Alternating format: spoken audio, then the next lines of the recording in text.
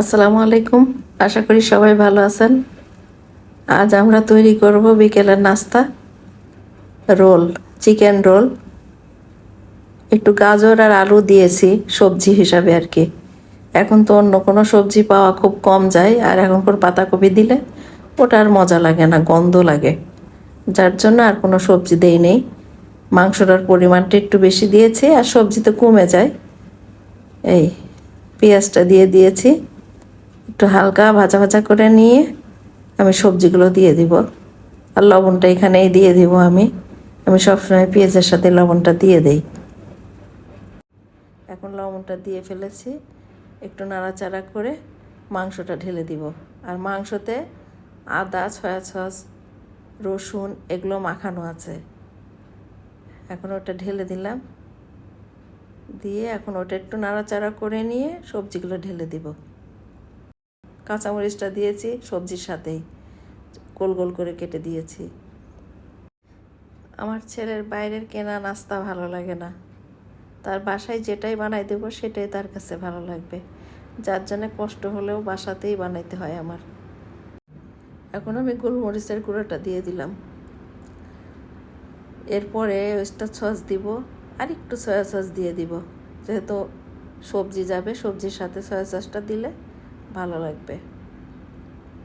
এখন সবজিগুলো দিয়ে দিলাম। মাংসটা প্রায় সিদ্ধ হয়ে গেছে। ব্রয়লার মুরগির মাংস তো বেশি সময় লাগে না সিদ্ধ হইতে, আর এসব জিনিসে ব্রয়লার মুরগিই লাগে, এটা দেশি মুরগি দিয়ে ভালো হয় না।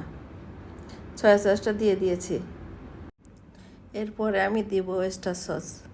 ওয়েস্টার সস অল্পই দিব, অনেক বেশি দিব না, বেশি লবণ হয়ে যাবে। 2 রকম সস তো, এই জন্য পরিমাণ একটু কম দিতে হবে, কারণ ওয়েস্টার সসেও লবণ থাকে, সয়া সসেও লবণ থাকে। দেন একটু কম দিলাম, কিন্তু টেস্টটা বাড়ে, যার জন্য আমি দিয়েছি। আর লবণের পরিমাণটা আমি কমই দিয়েছি, এটাতেই লবণ হয়ে যাবে। আর এটা একদম সিদ্ধ করব না তো, একটু হালকা কাঁচা কাঁচা অবস্থায় নামিয়ে ফেলবো। আমার চিকেনটা মোটামুটি কমপ্লিট হয়ে গিয়েছে। এখন এটা নামিয়ে ফেলবো। নামিয়ে এরপরে আমি রোলের শিটগুলো বানিয়ে ফেলবো। এখন আমি রোলের শিটগুলো বানিয়ে ফেলবো। বানিয়ে আমি রোলটা বানানো একটু দেখিয়ে আমি ভাজছি, অল্প কয়টা ভাজছি, বেশি ভাজি নাই, ভেজে আপনাদের সাথে শেয়ার করেছি। যে রোলগুলো আমি এইভাবে বানিয়ে নিই।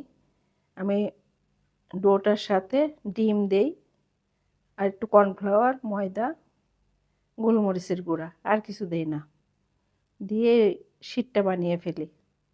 এরপরে আমি রোলগুলো বানিয়ে ফেলি, বানিয়ে রেডি করে ডিপে রেখে দেই।